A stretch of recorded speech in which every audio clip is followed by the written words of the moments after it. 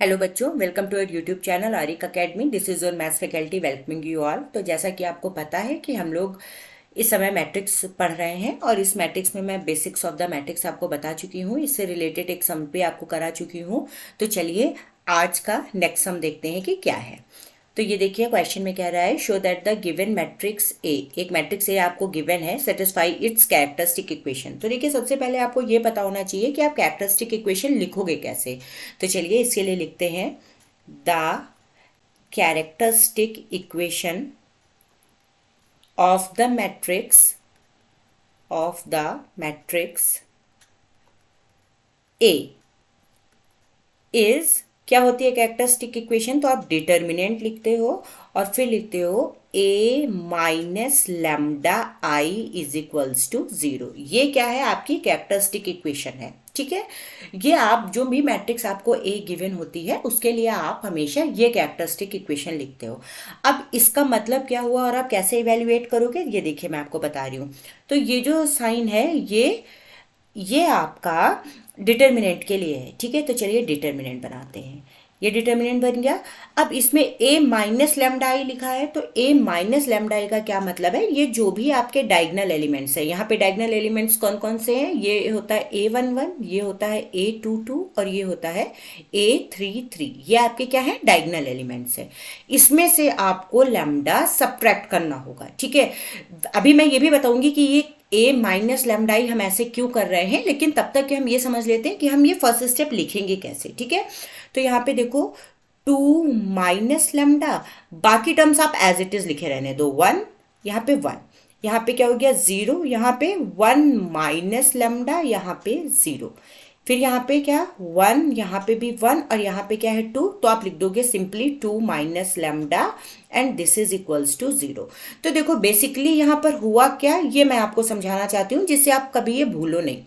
तो देखो ए minus lambda ही हम लोगों को लिखना था, तो हमने ए लिखा। ए आपकी क्या मैट्रिक्स है? ये है 2 1 1 0 1 0 एंड 1 1 2। ठीक है, ये हमने डिटर्मिनेंट क्लोज किया माइनस। अब देखो लैम्डा यहाँ पे लिख दिया और यहाँ पे आई मतलब है आइडेंटिटी मैट्रिक्स, यानी 1 0 0 0 1 0 और 0 0 1। ठीक है, ये देखो जब आप लैम्डा से मल्टीप्लाई करोगे तो ये नेक्स्ट स्टेप में ये तो मैट्रिक्स आपकी यही रहेगी और यहाँ पे क्या हो जाएगी, माइनस का साइन लगा के ये डिटरमिनेंट आप एज इट इज लिख लोगे। यहाँ माइनस साइन लगा के लैम्डा यहाँ मल्टीप्लाई होगा, ये सब जगह जीरो थी तो जीरो आ गया, यहाँ पे जीरो, यहाँ पे लैम्डा, यहाँ पे जीरो, यहाँ पे जीरो जीरो, यहाँ पे लैम्डा।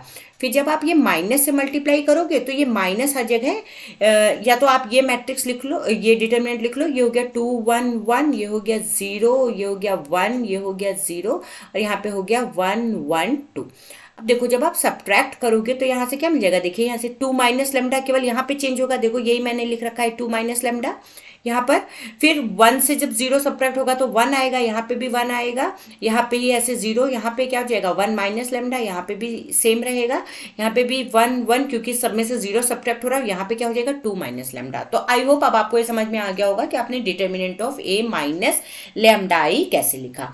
अब आपको डिटर्मिनेंट तो निकालना आता है। ठीक है, तो चलिए इसका डिटर्मिनेंट लिख लेते हैं।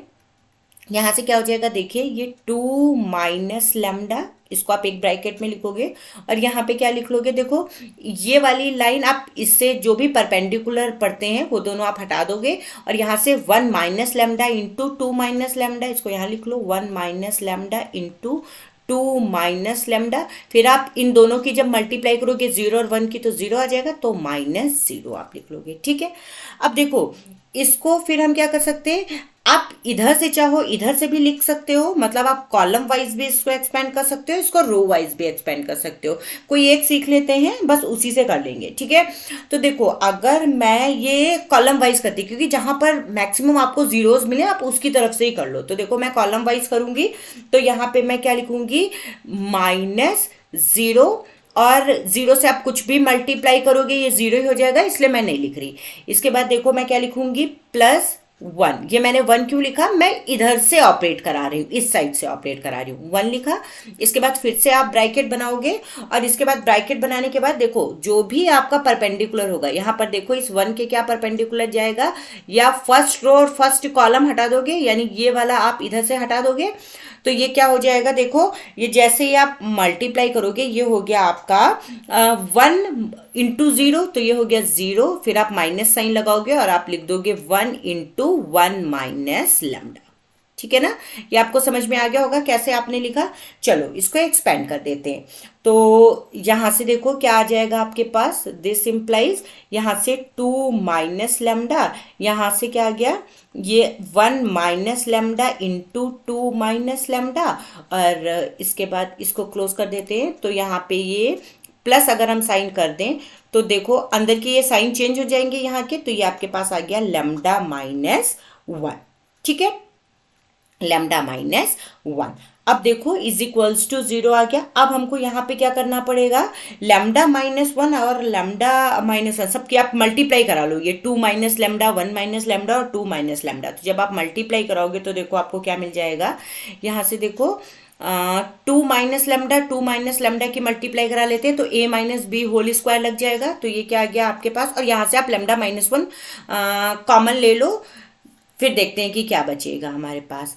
तो यहाँ से हो गया ये 1 - लैम्डा, और यहाँ पे आपके पास आ गया a² - b² लगा दो, तो a² means 4a² plus b² का मतलब लैम्डा² -2ab, सो -2 × 2 ये हो गया 4, ए बी का मतलब हो गया लैम्डा आ गया, और यहाँ से आपके पास बचा plus lambda -1 is equals to 0। अब लैम्डा -1 और इसकी मल्टीप्लाई आप करा दो तो देखो आपके पास क्या आ जाएगा, चलिए देखते हैं। ये हो गया 4 + लैम्डा² -4 लैम्डा, लैम्डा से मल्टीप्लाई कराओगे तो आ जाएगा -4 लैम्डा, और इसके बाद फिर जब आप मल्टीप्लाई कराओगे इसकी तो ये आ गया -λ³, और जब इसकी मल्टीप्लाई कराओगे तो 4 प्लस का हो जाएगा 4 λ², और यहाँ पे ये प्लस का लैम्डा और ये यहाँ पे माइनस का 1 इज इक्वल्स टू 0। तो चलिए एक एक टर्म लिखते हैं। सबसे पहले आप जो क्यूबिक है वो लिख लो, तो ये क्या है -λ³।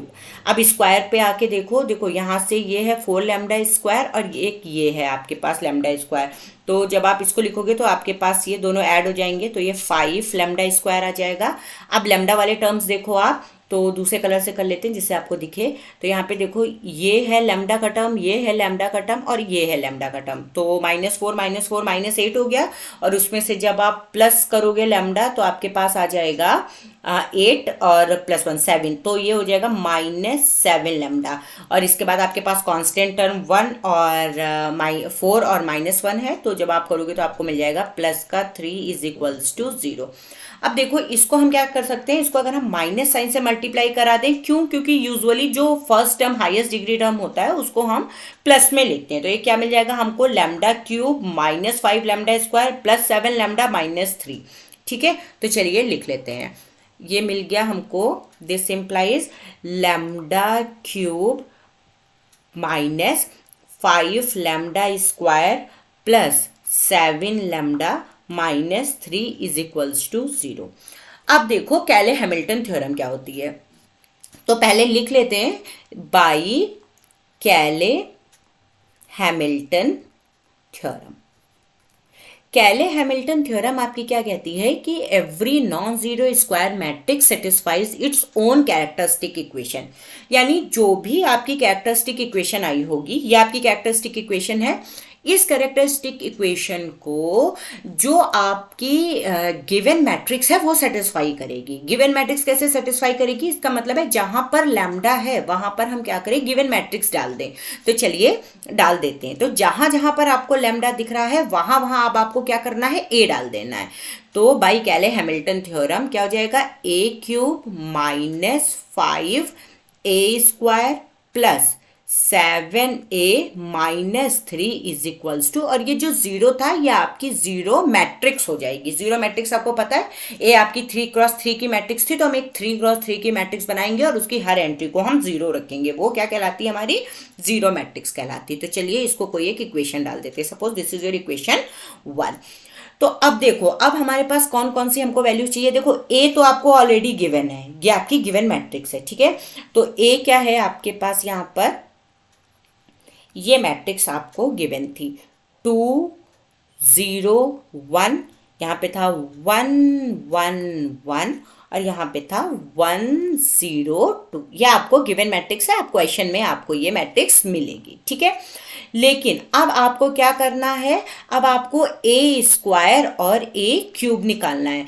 तो देखो आपके एग्जाम में तो कैलकुलेटर अलाउड है, एक बार आप ए स्क्वायर और ए क्यूब फीड कर दोगे मल्टीप्लिकेशन करके तो ये आपको मिल जाएगा, ठीक है। तो मैं डायरेक्ट ए स्क्वायर लिख दूंगी, और वैसे मैंने आपको ये मल्टीप्लाई करना सिखाया भी है, अगर आप प्रीवियस वीडियो देखेंगे तो वहां से आपको मल्टीप्लिकेशन भी आ जाएगा, ठीक है। अब भी मैं डायरेक्ट लिख रही हूँ, तो ए स्क्वायर हम लिख लेते हैं। ए स्क्वायर हमको मिल जाएगा 5 4 4। बेटर है कि आप एक बार कैलकुलेटर में ये ए स्क्वायर और ए क्यूब फीड कर लीजिए, जिससे कि जब भी आपको ये सॉल्व करना होगा तो आप इजीली सॉल्व कर सकते हैं। बस एक बार आप वैल्यू एक ही डालनी होगी और उससे आप ए स्क्वायर और ए क्यूब निकाल लेंगे। यहाँ पे आपको मिल जाता है 0 1 0 और यहाँ पे आपको मिल जाता है 4 4 5, ठीक है। ए क्यूब भी इसी तरीके से आप निकाल लोगे तो ए क्यूब आपको मिल जाएगा, यहाँ पे मिलेगा 14 देन 13, यहाँ पे भी 13 और यहाँ पे 0 1 0 और यहाँ पे 13 13 एंड देन 14। देखो आप ये मैनुअली निकालने की कोशिश करोगे तो ये टाइम टेकन प्रोसेस है, आप कैलकुलेटर से निकालोगे तो जल्दी निकल आएगा, प्लस मिस्टेक्स होने के भी चांसेस नहीं है। अदरवाइज बहुत केयरफुल होके आपको करना होगा, तब आप ये कर पाओगे और लेंदी हो जाएगा, ठीक है। तो इसलिए बेटर यही है कि आप एक बार मैट्रिक्स फीड करना सीख लीजिए कि आप कैलकुलेटर में कैसे करते हैं और आप निकाल लेंगे, ठीक है। अब देखो जैसे, और अब जीरो मैट्रिक्स तो मैंने आपको बताई आप कैसे लिखोगे, ठीक है। और यहाँ पर जहाँ पे ये 3 लिखा है, क्योंकि ये हम मैट्रिक्स लिख रहे हैं, यहाँ पे 3 आई हो जाएगा। जैसे यहाँ पे क्या है, आप इसको 3 into 1 लिख सकते हो ना। यहाँ पे मैट्रिक्स के केस में 1 का क्या मतलब हो जाता है, 1 का मतलब हो जाता है आइडेंटिटी मैट्रिक्स। यहाँ पे कोई सिंगल 1 का कोई मतलब नहीं होता है डिजिट का, यहाँ पे मतलब होता है आइडेंटिटी मैट्रिक्स। और आइडेंटिटी मैट्रिक्स मैंने आपको बताई, आइडेंटिटी मैट्रिक्स क्या होती है, जिसके डायगोनल पे केवल आइडेंटिटी यानी यूनिटी या 1 हो, वो हो जाती है, ठीक है। तो चलिए अब हम ये सारी वैल्यूज उठा करके 1 में रख देते हैं, ठीक है। on putting all the values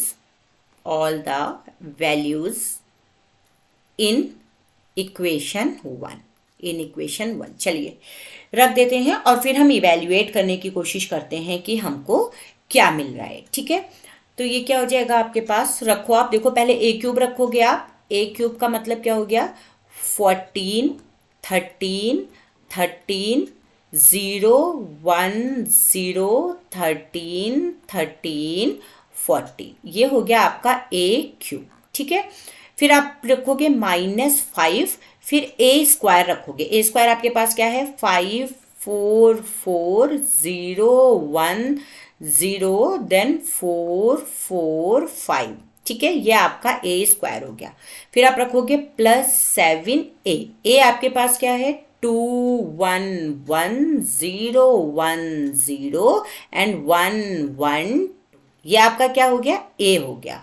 -3, अब आप रखोगे आइडेंटिटी मैट्रिक्स यानी 1 0 0 0 1 0 एंड 0 0 1, ठीक है।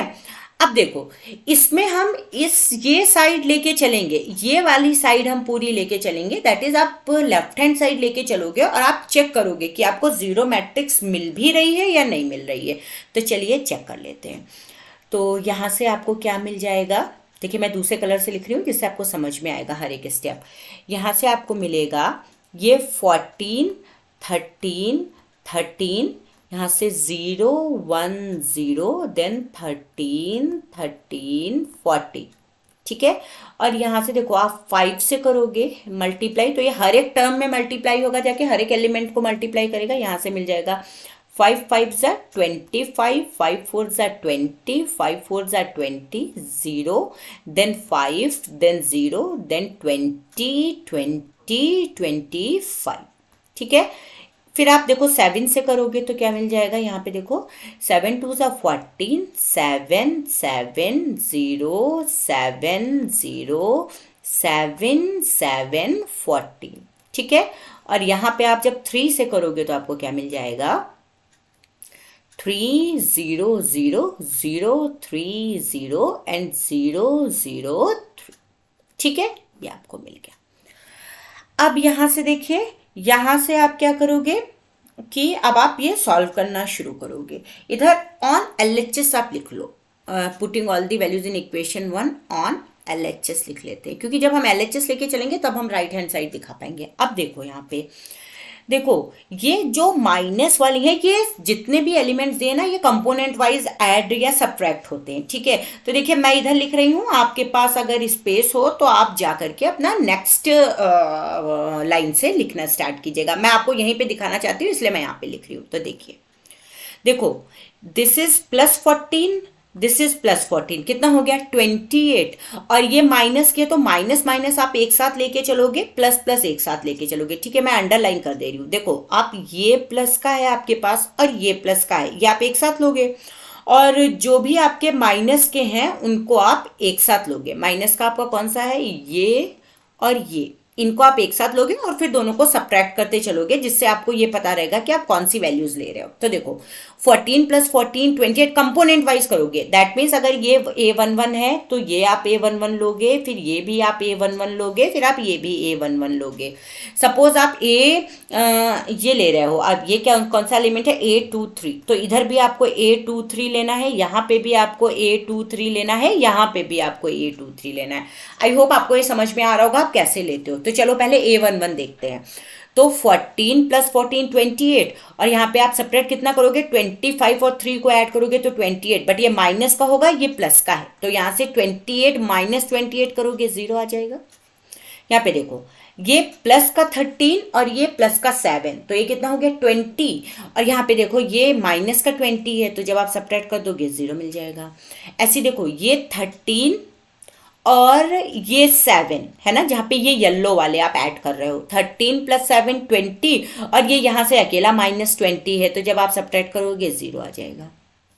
यहाँ पे देखो ये फर्स्ट एंट्री सारी 0 है, तो कुछ करने की जरूरत ही नहीं, 0 लिख दो। ये यहाँ पे देखो थर्ड एंट्री, सेकेंड एंट्री देखो, यहाँ पे 1 है और यहाँ पे 7 है, ये 7 ये 1, दोनों को ऐड कर दोगे 8। यहाँ पे देखो माइनस में 5 है और 3 है, इनको ऐड करोगे तो भी 8, बट एक प्लस का है एक माइनस का है, तो ये 0 आ गया। यहाँ पे देखो थर्ड एंट्री आप A23 देखोगे सारी 0 है, तो आप 0 लिख दो, कुछ करना ही नहीं है। यहाँ पे देखो ये 13 ये 7 20 और ये माइनस का 20, तो कितना आ गया 0। यहाँ पे देखो ये 13 ये 7 20 और ये माइनस का 20, 0 आ गया। यहाँ पे देखो 14 + 14 28, और यहाँ पे देखो 25 और 3 28, तो 28 - 28 0। तो ये देखो ये क्या आ गया आपका LRHS आ गया ना। देखो इधर ये 0 दिया हुआ है, यानी आपकी 0 मैट्रिक्स ही होनी चाहिए, क्योंकि आप क्वेश्चन पहले देखो, क्वेश्चन में आपसे क्या कह रहा है कि show that the given matrix A satisfies its characteristic equation. तो आपको कैरेक्टरिस्टिक इक्वेशन सेटिस्फाई करानी है। कैरेक्टरिस्टिक इक्वेशन में वन साइड जब आप लेके चल रहे हो, तो देखो इधर ये है A³ - 5A² + 7A - 3, और एक साइड आपका 0 है। तो जब आप लेफ्ट हैंड साइड में वैल्यू डालोगे तो आपकी राइट हैंड साइड के इक्वल आनी चाहिए, और राइट हैंड साइड क्या है आपका 0 मैट्रिक्स है, यानी ये 0 आना चाहिए। तो क्योंकि ये 0 आ गया, so therefore left hand side is equals to right hand side, या आप कह सकते हो this implies given matrix satisfies, given matrix satisfies its characteristic equation, its characteristic equation. तो देखो कितना इजी था, बस आपको कैले हैमिल्टन थ्योरम आनी चाहिए। देखिए इसमें कुछ चीज़ें जो आपको आनी चाहिए। सबसे पहले आपको ये कैरेक्टरिस्टिक इक्वेशन लिखनी आनी चाहिए कि आप कैसे लिखोगे।